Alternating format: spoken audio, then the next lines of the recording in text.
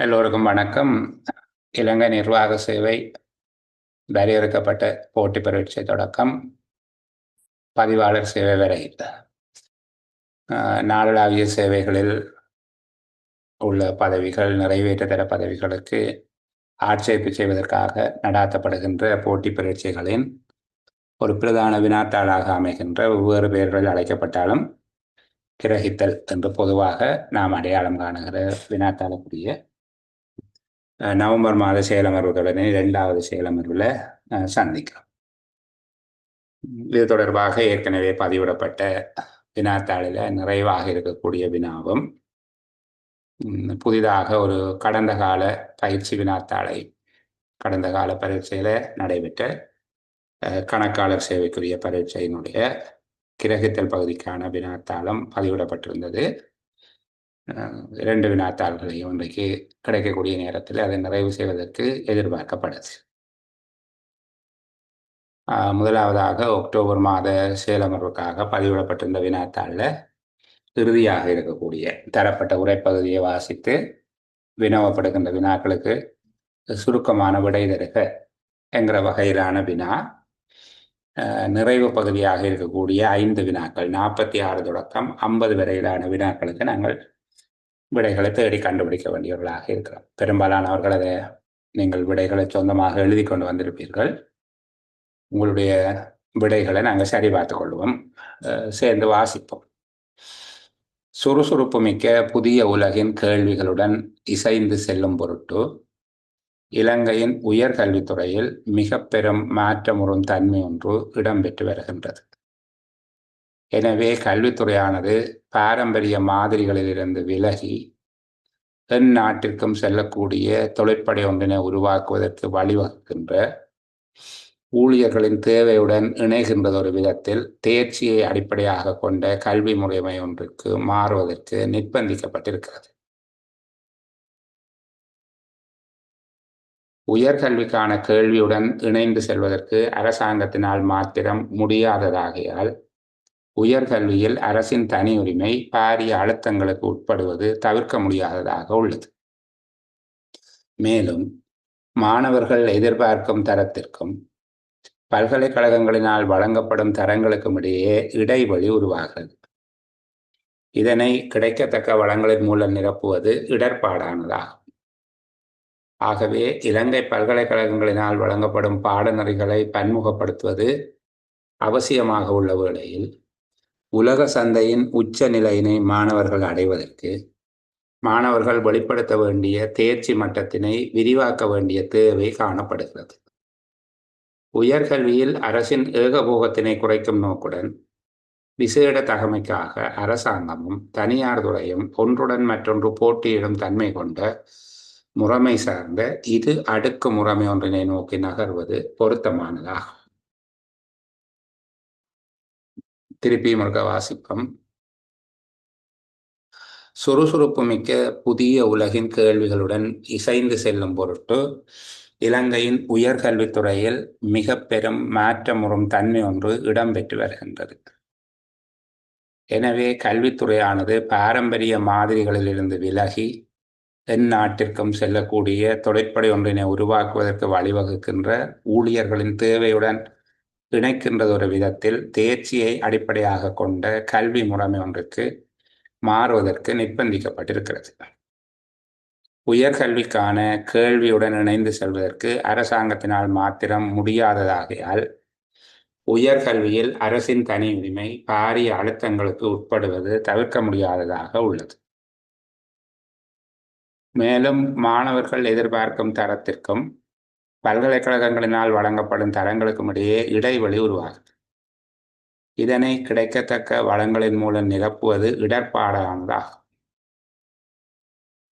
ஆகவே இலங்கை பல்கலைக்கழகங்களினால் வழங்கப்படும் பாடநெறிகளை பன்முகப்படுத்துவது அவசியமாக உள்ள வேளையில் உலக சந்தையின் உச்ச நிலையினை மாணவர்கள் அடைவதற்கு மாணவர்கள் வெளிப்படுத்த வேண்டிய தேர்ச்சி மட்டத்தினை விரிவாக்க வேண்டிய தேவை காணப்படுகிறது.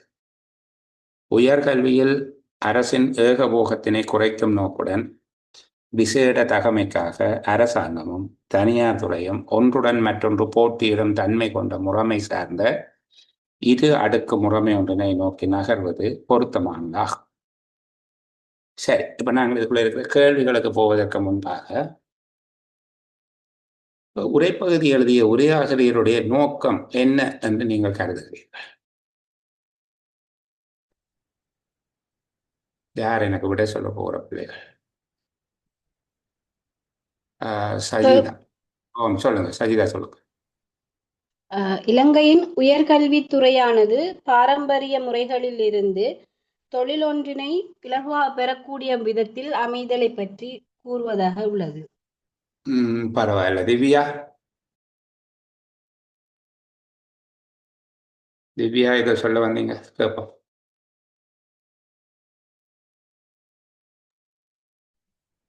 யதுசன், கதைங்க.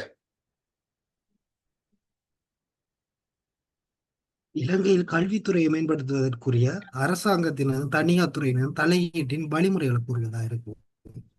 அரசாங்கத்தின் தனியார் துறையினுடைய வழிமுறைகளை. ஓகே, அஸ்கர் பேசுங்க.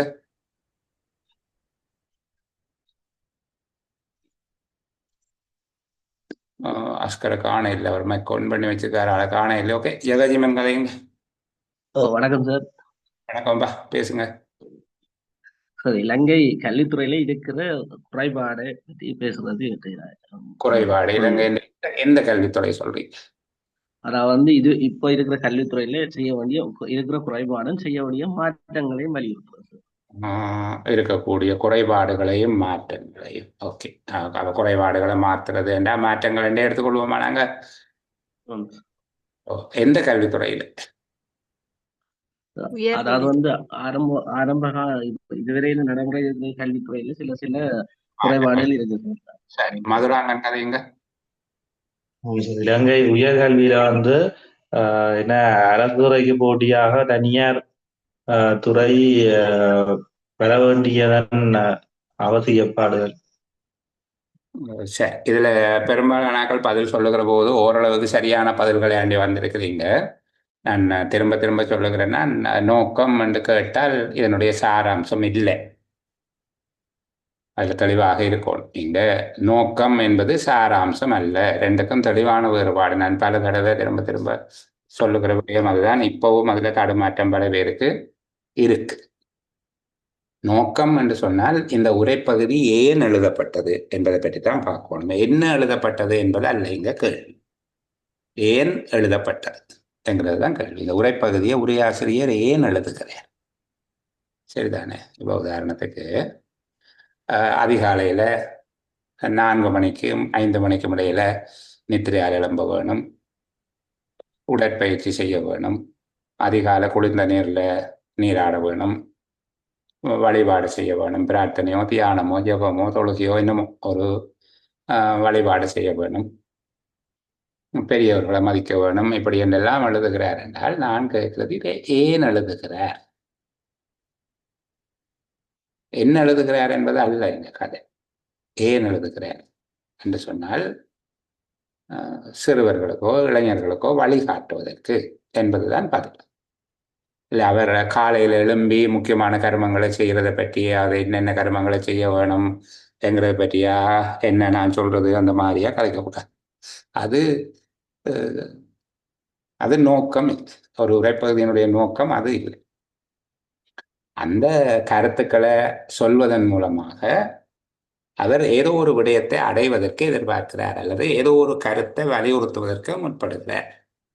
ஏதோ ஒரு விடயம் சார்ந்து ஒரு மாற்றத்தை உண்டாக்குவதற்காக அவர் பாடுபடுகிறார். இதுதான் வேறுபாடு. இந்த உரைப்பகுதியை பார்த்துட்டு சில கல்வி முறைமையில இந்த மாதிரியாக தனியார் அரசாங்கமும் சேர்ந்து இப்படி செய்ய வேணும், தனியார் துறையை கொண்டு வர்றது கட்டாயம், இந்த மாதிரியாக அதில் இருக்கிற விஷயங்களை பேசுறது அல்ல.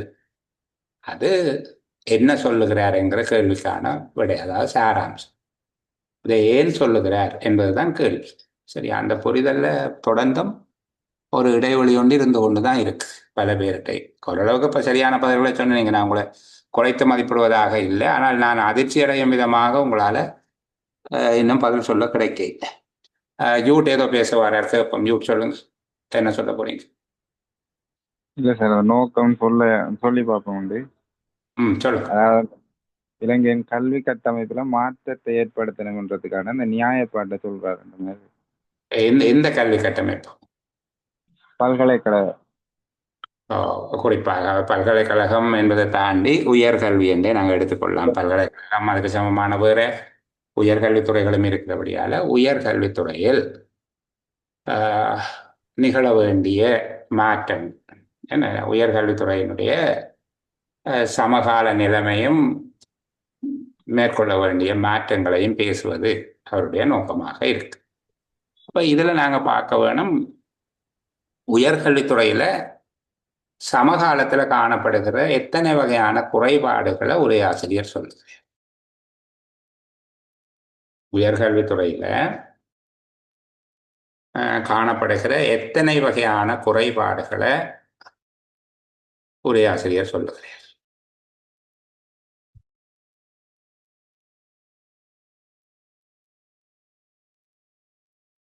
எனக்கு கீறி விளையாடி கொண்டிருக்க கூடாது, எனக்கு அடிச்சு விளையாடி கொண்டிருக்க நேரம் இல்லை.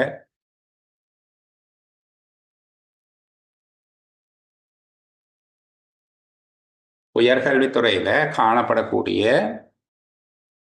எத்தனை விதமான குறைபாடுகள் எங்க சொல்லப்படுது, எத்தனை தன்மை வாய்ந்த குறைபாடுகள், யார் பேச போகுது? அதுதான். ஓகே, 2 வகையான குறைபாடு. 2 வகையான குறைபாடு. அந்த 2 வகையான குறைபாட்டை நான் தெரிஞ்சு கொள்ளலாமா?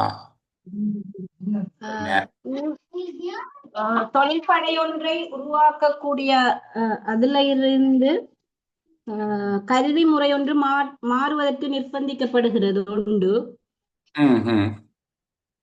மற்றது உயர்கல்வியின் அரசின் ஏகபோகம் அதிகமாக இருக்கிறதால அரசாங்கமும் தனியார் துறையும் இரு அடுக்குமுறை ஒன்றை நோக்கி அது சார்ந்த ஒரு கல்வி முறை இருக்கணும் என்று சொல்லப்படுகிறது இருக்கிறது. சரி பார்ப்போம். சஜிதா சொன்ன பதில்களை கொஞ்சம் சரி பார்ப்போம். வேற யாராவது மாறுபட்ட பதில்கள் சொல்ல விரும்புகிறார்கள்? அகிலன் அமைதியாக இருக்கிற சார். இப்பதான் லைட்டிங் இல்ல சார், கரண்ட் இல்ல சார். நிறைய பேருக்கு மட்டுப்பாடு இருக்குது, நிறைய பேர் வர இல்லை இதுதான் இருக்கிறாங்க.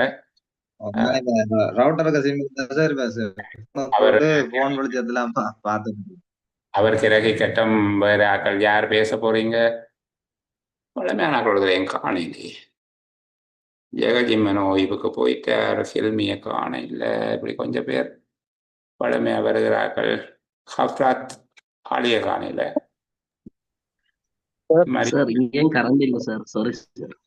சரி சரி, ஓகே ஓகே சார். சொல்லுங்க ஹில்மி, எத்தனை வகையான குறைபாடு?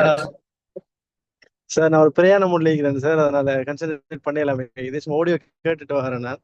சரி சரி சரி, நல்லது நல்லது. சரி சரி பிள்ளைகள் கதைப்போம். என்ன வேற யார் சரி கதைங்க, நீங்க தான் பேசணும், நான் பேசுறது இல்லை. இப்போ இதுல இருக்கிறது என்ன தவிர 77 பேர் இருக்கிறீங்க, 78 பேர். அப்போ அதுல யார் சரி கதைக்கலாம்? மதுராங்கன்னு சொல்லுங்க, எத்தனை வகையான குறைபாடுகள் ஒரு ஆசிரியரால சுட்டிக்காட்டு? சார் 2 வகையான குறைபாடுகள் சார். ஒன்று வந்து மற்ற அந்த ஊழியர்கள் தேவையுடன் நினைக்கின்றவாறு அந்த உயர்கல்வி முறையை மாற்றுவதற்கு உரிய அந்த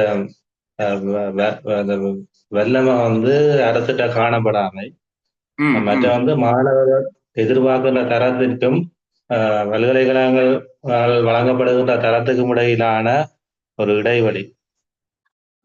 ஓகே, ஒன்று தரத்துல காணப்படுகிற குறைபாடு, அதை நான் ஏற்றுக்கொண்டேன். மற்றது என்ன சொன்னீங்க?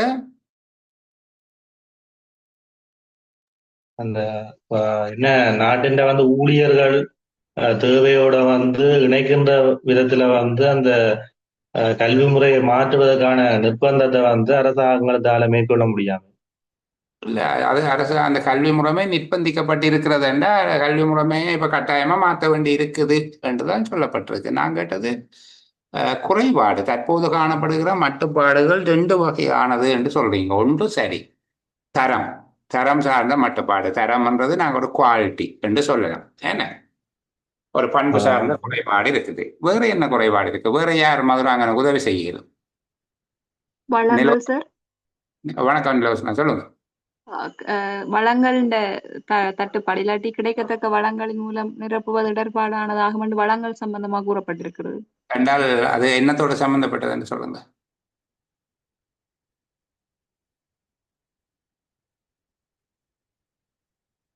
எங்கம்மா இருக்குது? கிடைக்கத்தக்க வளங்களின் மூலம் நிரப்புவது இடர்பாடானதாகும். எதனை கிடைக்கத்தக்க வளங்களின் மூலம் நிரப்புவது இடர்பாடானது என்று சொல்லுகிறார்? எதனை நிரப்புவது இடர்பாடானதாக காணப்படுகிறது? மாணவர்கள் எதிர்பார்க்கும் தரமும் பல்கலைக்கழகத்தினால் வழங்கப்படும் தரங்களும். அந்த அந்த குவாலிட்டி ஒரு டீவியேஷன் கேப் ஒன்று இருக்குது. அந்த கேப்பை இப்போ இருக்கிற வளங்களை பாவிச்சுன்றப்புறது இடர்பாடானது என்று சொல்லுகிறேன். இது தர வேறுபாடு அல்ல தர வித்தியாசம். அதை அரசனால சீர் செய்ய முடியாமலும் இருக்குது என்பது. இது ஒரே விடயமா தான் எடுப்பீங்க. எப்படி ரெண்டாக்குறீங்க எனக்கு சொல்ல முடியும். அரசாங்கத்தின் தனியுரிமை அழுத்தங்கள், அரசாங்கத்தினுடைய தனியுரிமை அழுத்தங்கள். தனியுரிமை அழுத்தத்துக்கு உள்ளாகிறதுக்கான காரணம் தான் நான் ரெண்டை கேட்குறேன். அதாவது அரசாங்கம் இவ்வளவு காலமும் அரசாங்கம் தான் யூனிவர்சிட்டியை நடத்தினது. அரசாங்கத்தினால் பல்கலைக்கழகங்கள் நடத்தப்பட்டிருந்தன. தனி உரிமை அரசுக்கு மட்டும்தான் பல்கலைக்கழகங்கள் இருக்குது. இந்த தனி உரிமை தற்போது அழுத்தத்துக்கு உள்ளாவதற்கான எத்தனை காரணங்கள் சொல்லப்பட்டிருக்கு?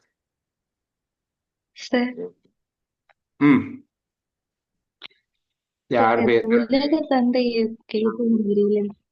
சாரி, உலக சந்தையில ஏத்த மாதிரி இலங்கையில் இல்லைன்ற மாதிரி. அது திருப்பியும் அதே விஷயம் தான். நம்ம அந்த தரம் தான். தரம் என்கிறது உலக சந்தைக்கு தேவையான அளவுக்கு தரம் இல்லை என்று சொல்லப்பட்டிருக்கு. சபி பேசுங்க. அது சார், கல்விக்கான கேள்வியுடன் இணைந்து செல்வதற்கு அரசாங்கத்தினால் மாத்திரம் முடியாமல் இருக்கிறது ஒரு காரணம். அதான் உயர்கல்விக்கான கேள்வியுடன் இணைந்து செல்வதற்கு அரசாங்கத்தினால் மாத்திரம் முடியாதது. ஆகையால் அங்க அழகுங்க போட் சரிதானே. அப்ப இங்க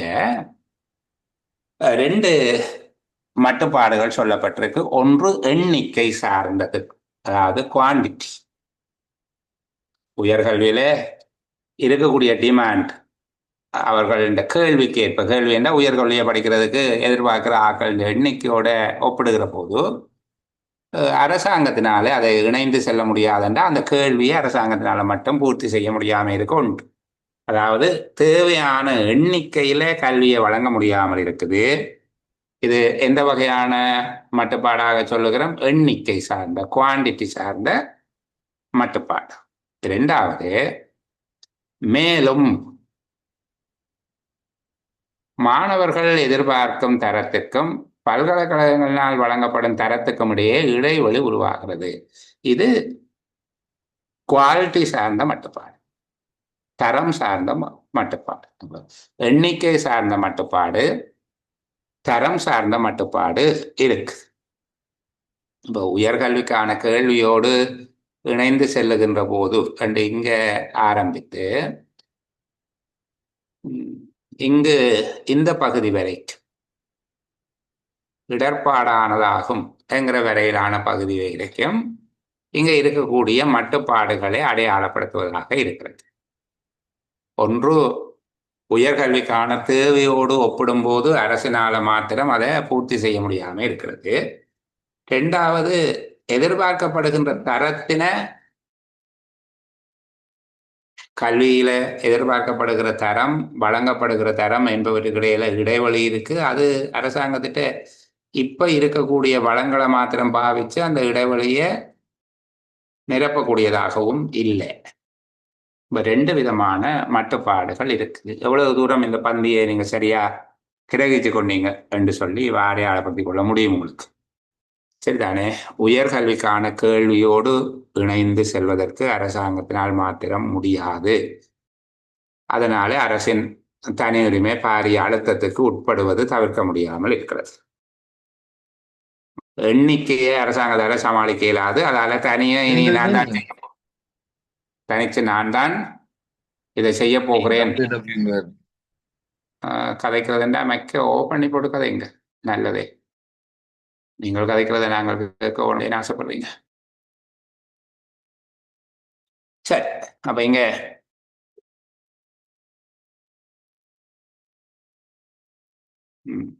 அரசாங்கத்தினுடைய 2 விதமான அழுத்தத்துக்குள்ளாகிற நிலைமை சொல்லப்பட்டிருக்கு. ஒன்று எண்ணிக்கை மட்டுப்பாடு, 2வது தர வித்தியாசம். இதை ஈடு செய்வது அரசாங்கத்துக்கு கஷ்டமாக இருக்குது. எண்ணிக்கை அதிகமாக இருக்குது, அரசனால இயலாமல் இருக்கு, அதால தனி உரிமை அழுத்தங்களுக்கு உள்ளாகிறது. 2வது மாணவர்கள் எதிர்பார்க்கிற தரத்துக்கும் கல்வியின் தரத்துக்கும் இடையில வேறுபாடு இருக்குது. அதை இப்போ இருக்கிற வளங்களை கொண்டு பூர்த்தி செய்ய முடியாமல் இருக்கு. 2 வகையான மட்டுப்பாடு.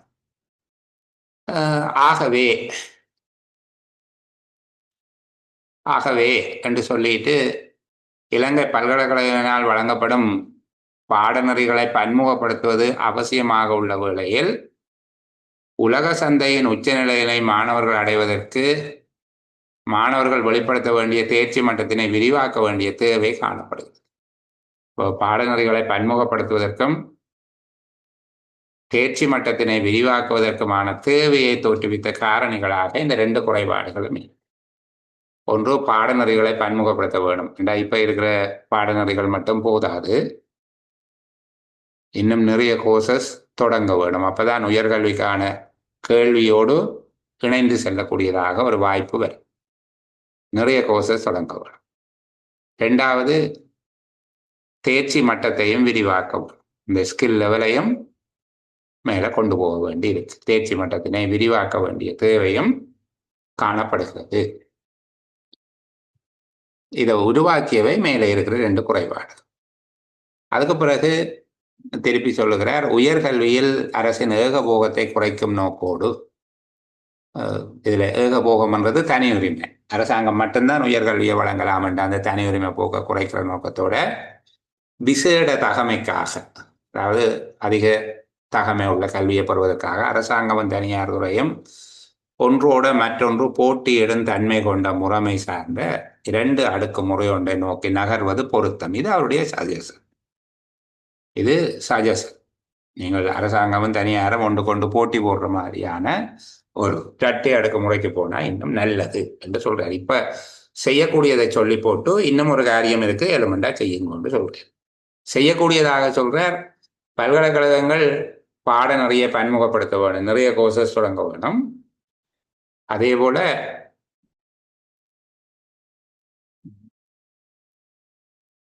தேர்ச்சி மட்டத்தையும் விரிவாக்க வேணும். அதுக்கு பிறகு சொல்றேன், இன்னும் மட்டும் சொல்றேன்னு எலிமெண்டா செய்யுங்க வேண்ட மாதிரி அரசாங்கத்தின் தனி உரிமையை குறைக்கிற வகையில தனியாரும் அரசாங்கமும் போட்டி போடுற மாதிரி ஒரு சிஸ்டத்தை கொண்டு வந்தால், ஒரு டபுள் லேயர் சிஸ்டம் ஒன்று கொண்டு வந்தீங்கன்னா நல்லம் என்று சொல்றேன். அப்ப மேலே இருக்கிறது இலங்கையின் கல்வி முறையை மாற்றத்துக்கு உட்படுத்துகின்ற அல்லது உட்படுத்துவதற்கு அழுத்தம் கொடுக்கின்ற காரணிகள் அது. இந்த பந்தி அமைக்கப்பட்டிருக்கிற விதத்தை பாருங்க. மேலே என்ன சொல்லி இருக்கிறாங்க, இலங்கையினுடைய கல்வி முறைமையை மாற்றி அமைப்பதற்கு, அதாவது இந்த ட்ரெடிஷனல் மெத்தட்ல இருந்து, பாரம்பரியமான முறையில இருந்து, பாரம்பரிய மாதிரிகள்ல இருந்து, ட்ரெடிஷனல் மாடல்ல இருந்து விலகி ஒரு புதிய வடிவத்துக்கு கொண்டு போவதற்காக நிர்பந்திக்கின்ற காரணிகளாக இது சொல்லப்பட்டிருக்கு. யார் பதில் சொல்ல போறது?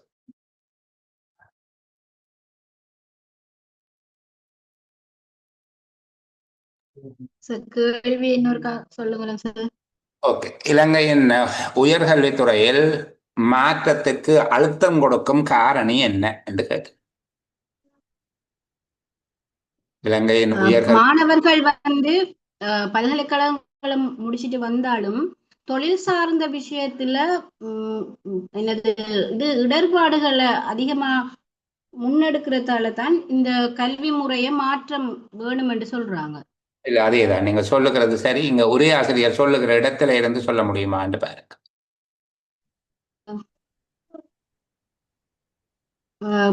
பாரம்பரிய மாதிரிகளில் இருந்து விலகி எந்நாட்டிற்கும் செல்லக்கூடிய தொழிற்படை ஒன்றை உருவாக்குவதற்கு வழிவகுக்கின்ற ஊழியர்களின் தேவையுடன் இணைகின்றதொரு விதத்தில் தேர்ச்சியை அடிப்படையாக கொண்ட கல்வி முறை ஒன்று. கல்வி முறை ஒன்றுக்கு மாறுவதற்கு நிர்பந்திக்கிறது. அப்படி நிர்பந்திக்கிற காரணம் என்ன என்றுதான் கேட்க. உலகத்தில் ஏற்பட்ட கேள்வி, உலகத்தில் ஏற்பட்ட கேள்வி, உயர்கல்விக்கான கேள்வி, உயர்கல்விக்கான கேள்வி. நபீரா கதைங்க, அலியார் நபீரா. ஓ சார், புதிய உலகின் கேள்விகளுடன் இசைந்து செல்லும் பொருட்டு அந்த இப்ப இங்க இருக்கக்கூடிய பிரச்சனை, நாங்கள் கோடு போட்டதுக்கு மேல இருக்கக்கூடிய பிரச்சனை, அதனுடைய சாராம்சம் என்ன?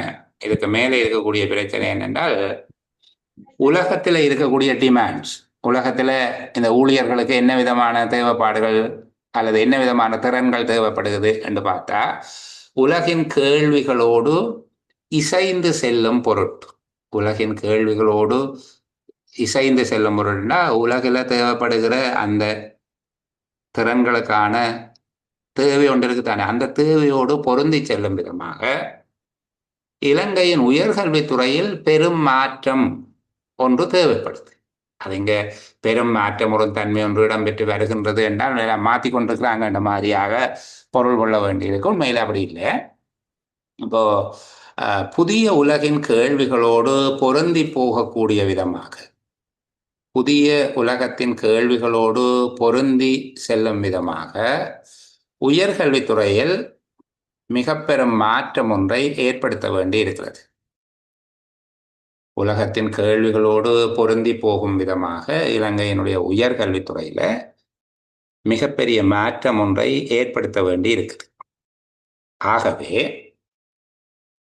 ஆகவே கல்வித்துறை என்ன செய்ய வேண்டியிருக்குன்னா, உங்களோட வளமையான பாரம்பரியமான மாதிரிகளில் இருந்து விலகி எந்த நாட்டிற்கும் செல்லக்கூடிய தொழில்படை ஒன்றினை உருவாக்குவதற்கு வேண்டிய தேர்ச்சியை கொண்ட கல்வி முறைக்கு மாறுகின்ற கட்டாயத்துக்கு உட்படுகிறது. எந்த நாட்டுக்கும் செல்லக்கூடிய தொழிலாளர்களை உருவாக்குகின்ற அல்ல எந்த நாட்டிற்கும் செல்லக்கூடிய தேர்ச்சி மிக்க தொழிற்படை ஒன்றை உருவாக்குவதற்கான கல்வி முறை ஒன்றுக்கு மாற வேண்டியது கட்டாயமா இருக்குது. அது சொல்லிக் கொண்டு வர அந்த அழகை பாருங்க, அந்த உரைப்பகுதியை எளிமையாக விளங்கிக் கொள்வதற்கு சொல்லுகிறேன்.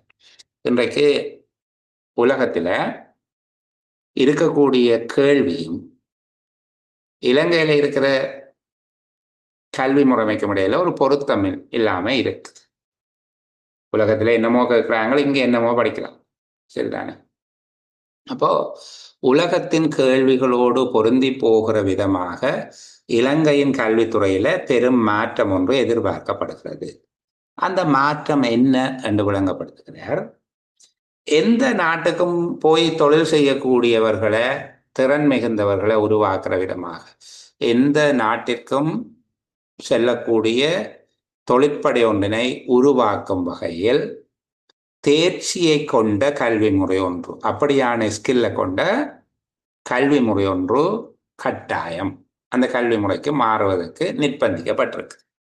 இந்த நிலைமையில உயர்கல்விக்கான தேவையோடு ஒப்பிடும் போது அரசாங்கத்தினால அதை கொடுக்கறதுக்கு இயலாமை இருக்குது. அது அரசாங்கத்துக்கு ஒரு பிரஷர்.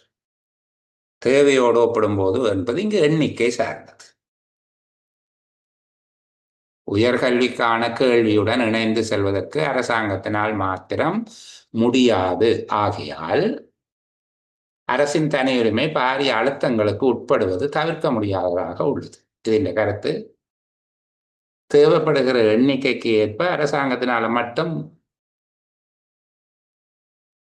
கல்வியை வழங்க முடியாது. அந்த கேள்விக்கு ஏற்ற விதமாக டிமாண்ட் இருக்கிற அளவுக்கு அரசினால கல்வியை வழங்க முடியாம இருக்கிறது. இது அரசு மட்டுமே உயர்கல்வியை தொடர்ந்து நடத்தி செல்வதில் ஒரு பிரஷர் உண்டு இருக்குது. அடுத்தது சொல்றாங்க, மாணவர்கள் எதிர்பார்க்கிற தரத்துக்கும் பல்கலைக்கழகங்கள் வழங்குகிற கல்வியின் தரத்துக்கும் இடையில ஒரு பெரிய இடைவெளி இருக்கு. அதுக்கும் இப்ப இருக்கிற வளங்களை வச்சுக்கொண்டு உங்களால நிரப்ப இயலாது. பாருங்க, இப்ப 4 கருத்தை சொல்லிட்டோம். 4 விஷயம் படிப்படியா சொல்லி கொண்டு வர்றாங்க. ஒன்று, உலகத்தின் கேள்விகளோடு இணங்கி போகும் விதமாக இலங்கையின் கல்வி முறைமையில மாற்றம் ஒன்று தேவைப்படுகிறது. ஆகவே கல்வித்துறை எந்த நாட்டுக்கும் செல்லக்கூடிய தொழிற்படையை உருவாக்கும் தேர்ச்சி கொண்ட கல்வி முறைமைக்கு மாறுவது கட்டாயமாக இருக்கிறது. மூன்றாவது நிலைமையை பார்க்கிற போது உயர்கல்விக்கான தேவை அரசாங்கத்தினால் மாத்திரம் பூர்த்தி செய்ய முடியாம இருக்குது. நான்காவது அரசினால கொடுக்கப்படுகிற கல்வியும் தரம் குறைஞ்சதா தான் இருக்குது. முதலாவது கேட்கிற எல்லாருக்கும் கொடுக்கக்கூடியது அரசாங்கம் இல்லை. அடுத்தபடியும் சரி அரசாங்கம் கொஞ்சம் பேருக்கு கொடுக்குது, அதுவும் போதிய தரத்தில் இல்லை. இப்போ இருக்கிற வளங்களை வச்சுக்கொண்டு அதை சீர்படுத்தவும் இயலாது. கொடுக்கப்படுகிற கல்வியும் எதிர்பார்க்கிற தரத்தில் இல்லை, அதை சீர்படுத்தவும் அரசுக்கு இயலாது. ஆகவே அவர் 3 சஜஷன் சொல்றார். ஒன்று, நீங்க இன்னும் நிறைய கோர்சஸ் தொடங்கும், பாடநெறிகளை பன்முகப்படுத்துவது அவசியம். இரண்டாவது, உலக சந்தையின் உச்ச நிலையை மாணவர்கள் அடையும் விதமாக அவர்கள் வெளிப்படுத்த வேண்டிய தேர்ச்சி மட்டத்தை விரிவாக்க வேண்டிய தேவை இருக்குது. உலகத்தில் என்ன தேர்ச்சிகள் தேவைப்படுதோ அந்த அளவுக்கு இங்கேயும் தேர்ச்சி மட்டத்தை விரிவாக்க வேண்டிய தேவை இருக்கு. மூன்றாவது ஆண்டு சொல்றார், உயர்கல்வியில அரசாங்கம் மட்டும் செய்யறதை விட்டுட்டு அரசாங்கமும் தனியாரும் ஒருவருக்கொருவர் போட்டியிடத்தக்க மாதிரியான ஒரு இரட்டை அடுக்கு கல்வி முறை ஒன்றுக்கு மாறுவதும் சிறந்தது என்று 3 சஜஷன் சொல்றேன். இப்ப பாருங்க, இந்த உரைப்பகுதி எவ்வளவு அழகா கட்டமைக்கப்பட்டிருக்கு. ஒன்று, இலங்கையில் மாற்றத்தை தேவைப்படுத்துகின்ற காரணம் புதிய உலகின் கேள்விகளோடு இணங்கி போக வேண்டிய தேவை ஒன்று இலங்கையின் கல்வித்துறைக்கு ஏற்பட்டிருக்கிறது. புதிய உலகில் தேவைப்படுகின்ற அந்த திறன்களுக்கான கேள்வியோடு இணைந்து அதனோடு இசைந்து செல்லுதல், அதனோடு பொருந்தி போகிற தேவை உயர்கல்வித்துறையில இருக்குது. அப்ப இந்த நோக்கத்தை அடைவதற்கு செய்ய வேண்டியது புதிய உலகின் கேள்விகளோடு பொருந்தி போகக்கூடியதாக உயர்கல்வித்துறை மாற்றமடைய வேண்டியிருக்கு. அப்படி மாற்றுவதற்கு அந்த கிளாசிக்கல் மாடல்ல இருந்து நீங்க விலகி எந்த நாட்டுக்கும் போகக்கூடிய தொழிலாளர்களை உருவாக்குவதற்கான தேர்ச்சி மிக்க கல்வி முறை ஒன்றுக்கு மாற வேண்டிய தேவை இருக்கு. இந்த தேர்ச்சி மிக்க கல்வி முறை ஒன்றுக்கு மாறுவோம் என்று பார்த்தா நிலைமை தேவைப்படுகிற எண்ணிக்கையில கல்வியை வழங்கக்கூடிய நிலைமையில அரசாங்கம் இல்லை. சரி, கொடுக்குறாங்கன்னாலும் சரியா கொடுக்குதான்னு பார்த்தா அவங்களை எதிர்பார்க்கிற திறனுக்கும் அல்லது தரத்துக்கும் அரசாங்கம் கொடுக்குற தரத்துக்கும் இடையில வித்தியாசம் இருக்குது. இந்த வித்தியாசமும் சாதாரணமா இப்ப இருக்கிற ரிசோர்ஸை வச்சு நிரப்ப இயலாது.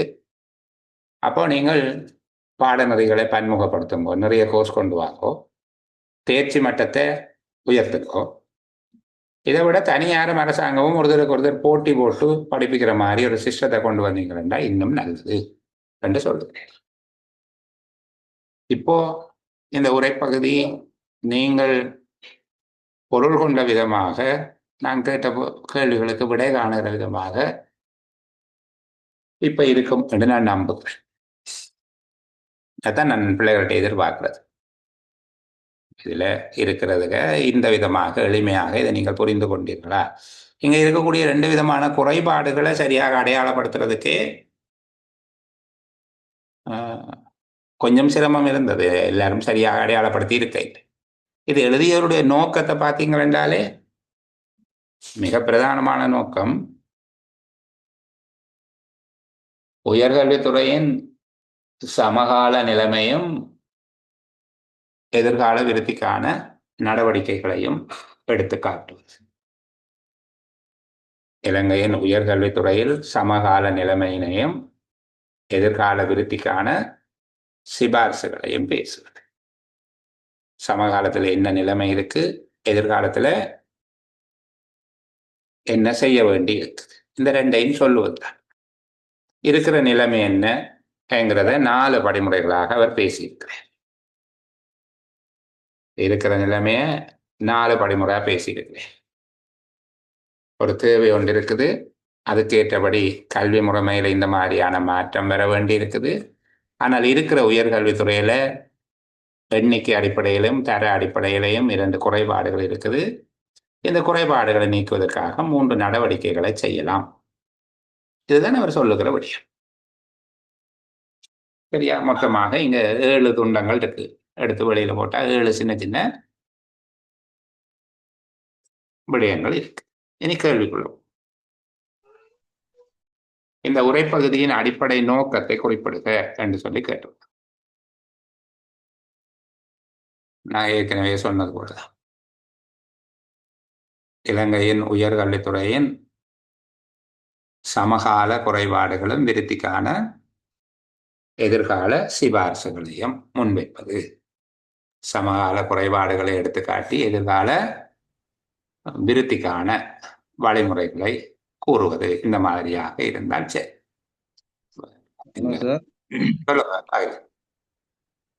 இப்படி இப்படி எழுதினா ஓகே சார். உயர்கல்வித்துறையானது எந்நாட்டு செல்லக்கூடிய தொழிற்படி ஒன்று உருவாக்கக்கூடிய கல்வி முறை ஒன்று உருவாக்கப்பட வேண்டும் என கூறுவது இதன் நோக்கமா?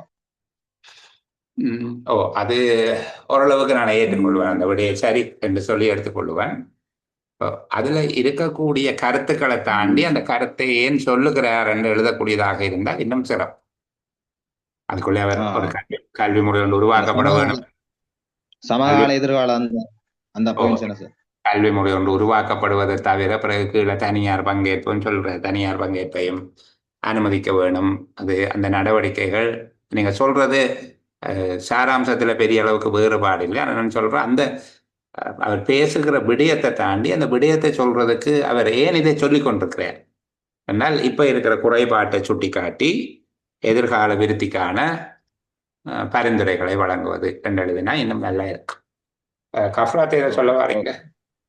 நான் எழுதியிருந்தது உலக தொழில் தேவைக்கேற்ற உயர் கல்வியினை வழங்க வேண்டிய அவசியமும் கேள்விக்கேற்ற கல்வியை வழங்குவதில் உள்ள மட்டுப்பாடுகள், தற்போதுள்ள மட்டுப்பாடுகளும் அதற்கான அவசியமும் இந்த வழிமுறைகளும் அங்கே சொல்லப்பட்டிருக்குது பாருங்க. மட்டுப்பாடுகள், அதுக்கான அவசியம், வழிமுறைகள் என்கிற 3 விஷயம் இதுக்குள்ள இருக்கு. அவசியம் முதலாவதா சொல்லப்பட்டிருக்கு, 2வதா மட்டுப்பாடுகள் சொல்லப்பட்டிருக்கு, 3வதா வழிமுறைகள் சொல்லப்பட்டிருக்கு. உயர்கல்வி மேல பாத்தீங்கன்னா முதலாவது மேல சொல்லப்பட்டது அவசியம். உயர்கல்வித்துறையில் மாற்றத்துக்கான அவசியமும் மட்டுப்பாடுகளும் அதற்கான வழிமுறைகளையும் பேசுவது என்றிருந்தா அழகா, இன்னும் அழகா இருக்கும். 3 விஷயம் சொல்றேன். தானே 3.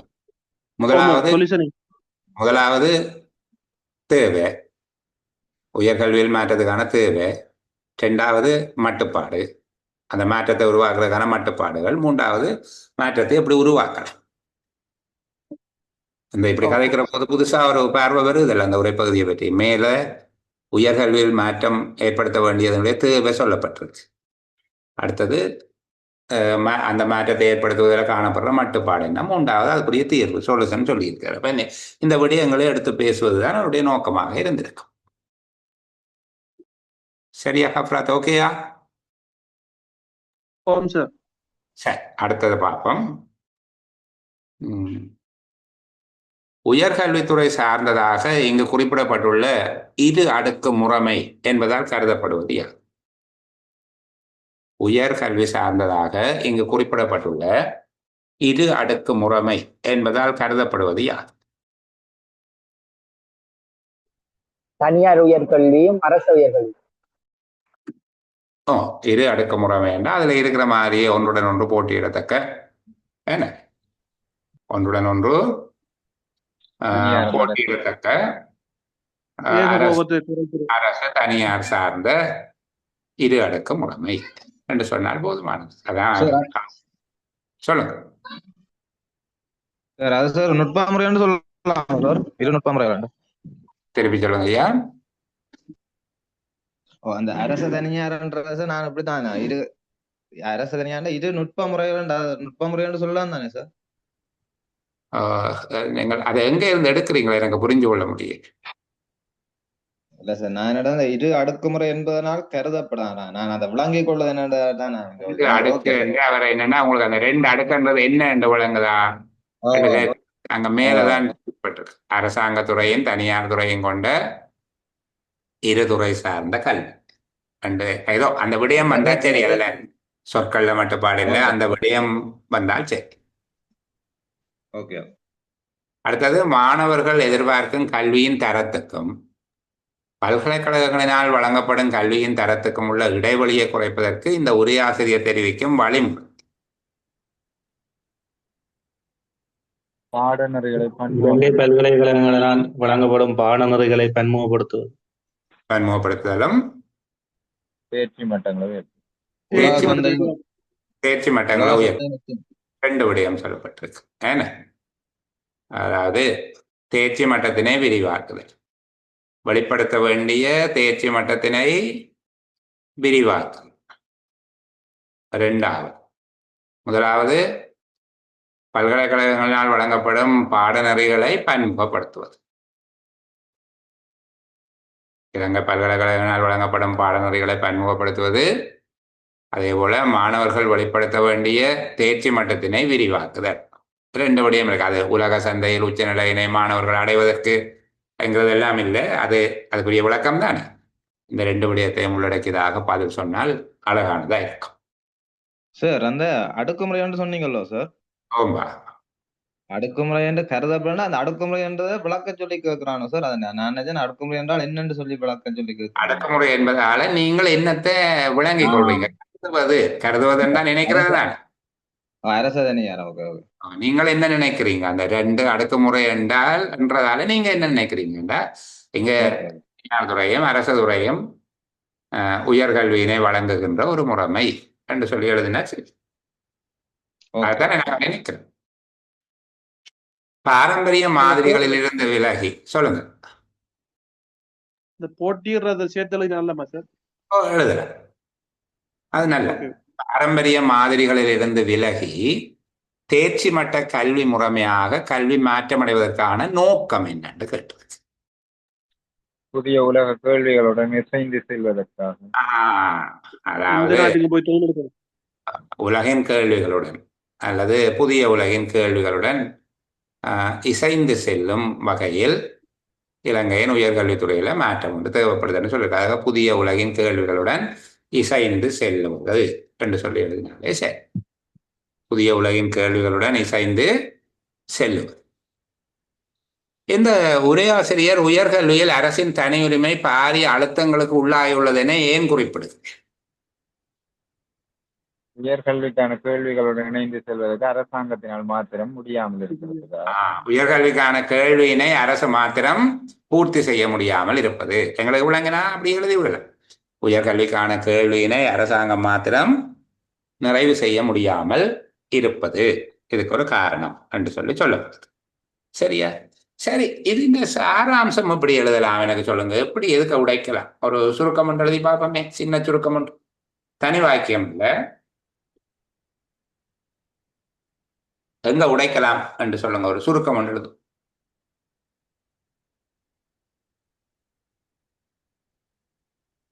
யார் பதில் சொல்ல போறது? யூட் சொல்லுங்க.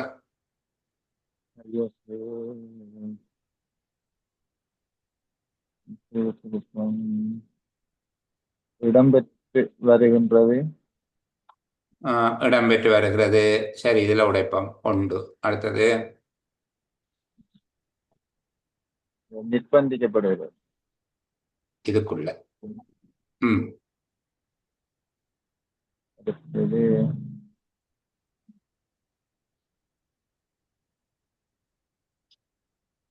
இடர்பாடு. சாரி, அடுத்த இடர்பாடானதாகும். எங்க போடுறீங்க? விலங்குகள் எனக்கு அதுக்கு மேல அதோட இங்க அந்த கீழே அதுக்கு கீழே இடர்பாடானதாகும். இதுக்குள்ள இடர்பாடானதாகும்.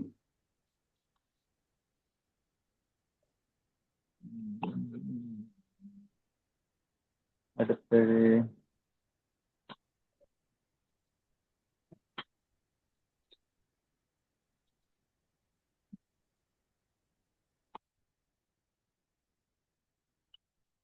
இந்த காணப்படுகின்றது. தேவை காணப்படுது. விரிவாக்க வேண்டிய தேவை காணப்படுகிறது. Okay, great. அடுத்த கடைசியா அப்போ 3 5 துண்டா உடைச்சு வச்சிருக்கிறீங்க, அப்படித்தானே? 1 2 3 4 5 வசனத்தில் எழுத போறோம். சரி, முதலாவது வசனம், சுறுசுறுப்பு மிக்க புதிய உலகின் கேள்விகளுடன் இசைந்து செல்லும் பொருட்டு இலங்கையின் உயர்கல்வித்துறையில் மிக பெரும் மாற்றமுறும் தன்மை ஒன்று இடம்பெற்று வருகிறது.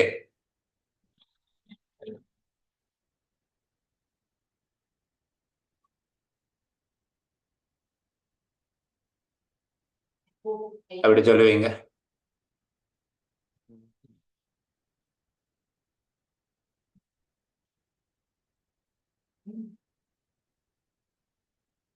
சரி, யார் இலங்கை யூடியூப் போறீங்க சொல்லுங்க. புதிய ம்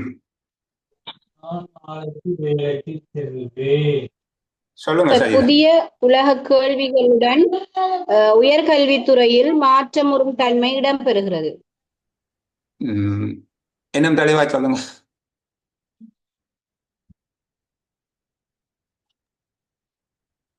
மதுராங்கன்.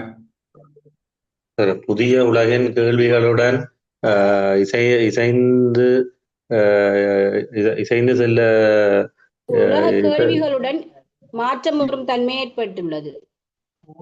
சரி, நான் ஓரளவுக்கு சரி, நான் அதை மறக்கல. இன்னும் அழகா சொல்லிடுறேன் எனக்கு. மதுராங்கன் சொல்லுங்கப்பா. புதிய உலகின் கேள்விகளுடன் இசைந்து இலங்கையின் உயர்கல்வித்துறையில் மாற்றம் ஏற்பட்டு வருகின்றது. சரி, சரி, சுருக்கமா சொல்லுவோமே இந்த பகுதியே. சரிதானே? புதிய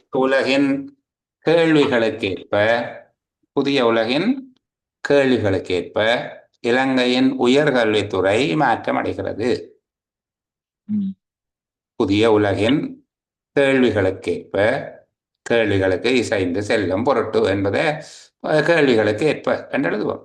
புதிய உலகின் கேள்விகளுக்கேற்ப இலங்கையின் உயர்கல்வித்துறை மாற்றம் அடைகிறது. சரியா? சரி, இரண்டாவது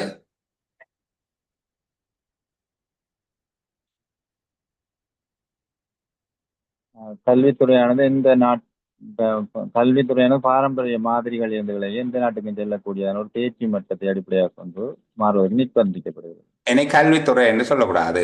மேல சொல்லி போட்டீங்க, இலங்கையின் உயர்கல்வித்துறை மாற்றம் அடைகிறது. ஆகவே இது என்று போடுவோமே.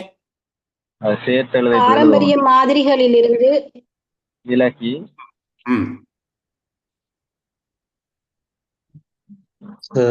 இது எந்நாட்டிற்கும் செல்லக்கூடிய ஊழியப்படையினை உருவாக்குவதற்கு ஏற்ற தேர்ச்சியினை கொண்ட கல்வி முறையாக மாறுவதற்கு நிர்பந்திக்கப்படுகிறது. இது சர்வதேச தரத்திலான எந்நாட்டிற்கும் செல்லக்கூடிய தொழிற்படை என்ற சர்வதேச தரம் மிக்க தேர்ச்சி கொண்ட கல்வி முறையாக மாறுவதற்கு நிர்பந்திக்கப்பட்டிருக்கிறது. அப்படி சொல்லுவோமா? அல்லது இது உலகத்தரம் வாய்ந்த தேர்ச்சி மிக்க கல்வி முறையாக மாறுவதற்கு நிர்பந்திக்கப்பட்டிருக்கிறது. எந்த நாட்டிற்கும் செல்லக்கூடிய தொழிற்படை என்றால் உலகத்தரம் தானே. நாங்கள் அந்த மாற்றி யோசிக்கணும், அந்த சொற்களுக்குள்ள நின்று சிக்கப்படக்கூடாது. அதுக்காக தான் திரும்ப திரும்ப சொல்றேன். இங்க நீங்கள் என்ன செய்றீங்கள்? எந்த நாட்டிற்கும் செல்லக்கூடிய தொழிற்படை ஒன்றை உருவாக்குவதற்கு வழிவகுக்கின்ற ஊழியர்களுடைய தேவைகளோடு இணைகின்ற, ஊழியர்களுக்கு என்ன திறன்கள் தேவையோ அந்த திறன்களோடு இணைகின்ற விதத்தில் தேர்ச்சியை அடிப்படையாக கொண்ட. அப்ப நாங்கள் என்ன சொல்லுகிறோம்? உலகத்தரம் வாய்ந்த தேர்ச்சி கொண்ட அல்லது தேர்ச்சி வழங்கும் கல்வி முறையாக மாறுவதற்கு நிர்பந்திக்கப்படுகிறது. இது என்று தொடங்குகிறோம். மேலே உயர்கல்வித்துறை மாற்றம் அடைகிறது என்று சொல்லி போட்டோம். ஆகவே திருப்பி உயர்கல்வித்துறை என்று சொல்ல தேவையில்லை. இது உலகத்தரம் மிக்க உலகத்தரம் வாய்ந்த ஊழியர்களின் தேர்ச்சியை வழங்கும் கல்வி முறையாக மாறுவதற்கு நிர்பந்திக்கப்படுகிறது. அல்ல, உலகத்தரம் மிக்க ஊழியத்தினை வழங்கும் ஊழிய தேர்ச்சியினை என்று சொல்லுவோம். இது உலகத்தரம் மிக்க ஊழிய தேர்ச்சியினை வழங்கும் கல்வி முறையாக மாறுவதற்கு நிர்பந்திக்கப்படுகிறது. மூன்றாவது, பல்கலைக்கழக பாடநெறிகளை பன்முகப்படுத்துவதுடன் உலக சந்தையில் இந்த பகுதியை விட்டுட்டீங்க. இந்த பகுதி மூன்றாவது, மாணவர்கள் எதிர்பார்க்கும் தரத்திற்கும் பல்கலைக்கழக தரத்திற்கும் இடையிலான இடைவெளி இல்ல சார். உயர்கல்விக்கான கேள்வியுடன் இணைந்து செல்வதற்கும் மற்றும் பல்கலைக்கழகங்களின் மாணவர்கள் எதிர்பார்க்கும் தரத்துக்கேற்ப சார், மாணவர்களுக்கும் தரத்திற்கும் பல்கலைக்கழகங்களால் வழங்கப்படும் தரங்களுக்கும் இடைவெளி காணப்படுவதனாலும் அவற்றின் பாடநெறிகளை பன்முகப்படுத்துவது அவசியமாக உள்ளது. அது ரெண்டாவது தானே பன்முகப்படுத்துறது போறீங்க. அதுக்கு முன்னுக்கு இந்த துண்டியல் கேட்கிறேன். நாங்கள் இந்த உயர் என்பதில் தொடங்கி இடர்பாடானதாகும் என்பது வரையிலான பகுதி மேலே இருக்கிறதெல்லாம் சொல்லிட்டோம். இப்ப இந்த இந்த ரெண்டு கோட்டுக்கும் இடையில இருக்கிற பகுதிக்கு தாங்க அரசாங்கத்தின் பலப்பற்றாக்குறையினால் இப்படி சொல்லலாமா? சொல்லுங்க. உயர்கல்விக்கான கேள்வியுடன் இணைந்து செல்ல அரசாங்கத்தினால் உயர்கல்விக்கான கேள்வியுடன் இணைந்து செல்ல முடியாததோடு பல்கலைக்கழக மாணவர்கள் எதிர்பார்க்கப்படும் தரத்தினையும் வழங்க முடியாது. இது காணப்படுகிறது. உயர்கல்விக்கான கேள்வி மற்றும் எதிர்பார்க்கப்படும் தரம் என்பவற்றை பேணுவதில் அரசு இயலாமை கொண்டிருக்கிறது அல்லது இயலாததாக உள்ளது. விளங்குதா? உயர்கல்விக்கான கேள்வியை பூர்த்தி செய்தல், எதிர்பார்க்கும் தரத்திலான கல்வியினை வழங்குதல் அரசிற்கு சவாலாக உள்ளது அல்லது அரசிற்கு இயலாததாக உள்ளது. உயர்கல்விக்கான கேள்வியினை பூர்த்தி செய்தலும் எதிர்பார்க்கும் தரத்திலான கல்வி வழங்கலும் அரசுக்கு சவாலாக உள்ளது அல்லது அரசுக்கு இயலாததாக உள்ளது. உண்மையில இன்னும் சுருக்கமாக சொல்வதாக இருந்தால் உயர்கல்விக்கான எண்ணிக்கை மற்றும் தரம் என்பது வரையறுக்கப்பட்டதாக இருக்கிறது என்று கூட சொல்லலாம். ஆனால் நாங்கள் அரசின் உயர்கல்விக்கான இயலாமையை சொல்றது இங்க பிரதானமாக இருக்கிறது. நாங்கள் அந்த பகுதியை சொன்னோம்னா சரி அப்படின்னா உயர்கல்விக்கான கேள்வி எதிர்பார்க்கப்படும் தரம், உயர்கல்விக்கான கேள்வியினை பூர்த்தி செய்வதிலும் எதிர்பார்க்கப்பட்ட தரத்தினை ரெண்டையும் சேர்த்து உயர்கல்விக்கான கேள்வி மற்றும் கல்வியின் எதிர்பார்க்கும் தரம் என்பவற்றை வழங்குவதில் அரசு தோல்வி அடைகிறது அல்லது இயலாது உள்ளது. இந்த மாதிரி சொன்னா போதும். அந்த விஷயத்துக்கு சுருக்கமாக ஒரு நல்ல வசனம் என்று சொல்லுவோமே, உயர்கல்விக்கான கேள்வி மற்றும் எதிர்பார்க்கும் தரம் என்பவற்றை பூர்த்தி செய்வதில் அரசு தோல்வி அடைகிறது. சரியா? அடுத்த பகுதி ஒரு பெரிய பகுதியாக பிரித்து வைத்திருக்கிறீர்கள். இந்த பகுதியோட காணப்படுகிறது என்கிற இடத்துல வச்சு உடைச்ச நாங்கள் நண்பர்கள் அழைச்சிட்டேன். இந்த பகுதியில் சொல்ல போறோம், பல்கலைக்கழக பாடநெறிகளை பன்முகப்படுத்துவதும் மாணவர்களின் தேர்ச்சி மட்டத்தினை விரிவாக்குவதும் அவசியமாகிறது. எனவே என்று முன்னுக்கு சேர்த்தா சரி, ஆகவே என்று போட்டாலும் சரி. ஆகவே பல்கலைக்கழக பாடநெறிகளை பன்முகப்படுத்துவதும் மாணவர் தேர்ச்சி மட்டத்தினை விரிவாக்குவதும் அவசியம். இறுதி பகுதியாக உயர்கல்வியில் அரசுடன் தனியாரும் பங்கேற்கும் முறைமை ஒன்றை ஏற்படுத்துவது பொருத்தமானதாகும். அந்த இரட்டை முறைமை, போட்டியிடுகிறது, அதெல்லாம் வேண்டாம், சுருக்கம் தானே. உயர்கல்வியில் அரசுடன் தனியாரும் பங்கேற்கும் முறைமை ஒன்றினை ஏற்படுத்துவது பொருத்தமானதாகும் என்பதாக நாங்கள் ஒரு சுருக்கத்தை எழுதக்கூடியதாக இருக்கும். சரியா? நான் ஒரு 5 கேள்விகள் உள்ள சிறிய உரைப்பகுதி அப்படி என்று யோசித்தது. ஆனால் நான் கிட்டத்தட்ட 1 மணி நேரம் இந்த விஷயத்தை கலந்துரையாடக்கூடியதாக இருந்திருக்குது. ஒரு சின்ன பந்தி. இதுக்குள்ள நிறைய விடயங்களை புரிந்து கொள்வதற்கான வழிமுறைகள் இருக்குது. நாங்கள் யோசிக்கிறதுக்கும் அந்த பந்தியை விளங்கி கொள்வதற்கும் இப்போ விளங்கி வச்சிருக்கிறதுக்கும் இடையில ஒரு வேறுபாடு இருக்குது என்று நான் நம்புகிறேன். சரிதானே? இன்றைக்கு நிறைய பேர் பேசுவதற்கான சூழ்நிலையும் இல்லை. நான் நினைக்கிறேன் எல்லா இடத்துலையுமே இந்த நெருக்கடி இருக்குது. தெற்கிலிருந்து வடக்கு வரைக்கும் நெருக்கடி ஒன்று இருக்குது. நாங்கள் அந்த புதிய வினாத்தால் இன்றைக்கு நான் ஒத்தி வைக்கிறேன். இன்றைக்கு 1 மணி நேரத்தோட செஷன் நிப்பாட்டுறேன். நிறைய பேர் மின்சார தடை, வெளிச்சக்குறைவு, இந்த மாதிரியான நெருக்கடிகளில் இருக்கிறாங்க. நாங்கள் இனி வருகிற செயலமர்வுகளில் ஒரு சிறிய மாற்றம் ஒன்று கொண்டு வர போகிறோம்.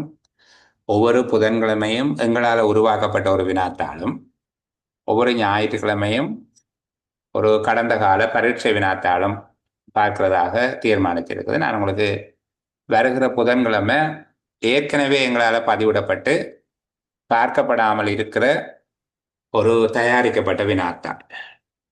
என்னுடைய ஞாபகம் இருக்கு. இப்போ நாங்கள் பார்த்து கொண்டிருக்கிறதுக்கு முன்னர் ஒரு வினாத்தாள் பதிவிடப்பட்டு ஒரு 5 வினாக்கள் பார்க்கப்பட்டபடி அப்படியே அது நிலுவையாக இருக்குது. தரமான கேள்விகளை கொண்ட ஒரு வினாத்தாள். அந்த வினாத்தாளை நான் தேடி எடுத்து மீள பதிவிடுவேன்.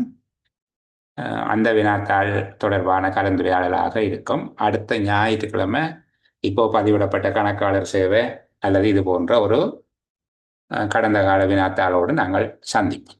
இன்றைக்கு இந்த அளவோடு நான் ஒளிப்பதிவை நிறைவு செய்து கொள்ளுகிறேன். நீங்கள் ஏதும் பேச இருந்தால் பேசலாம்.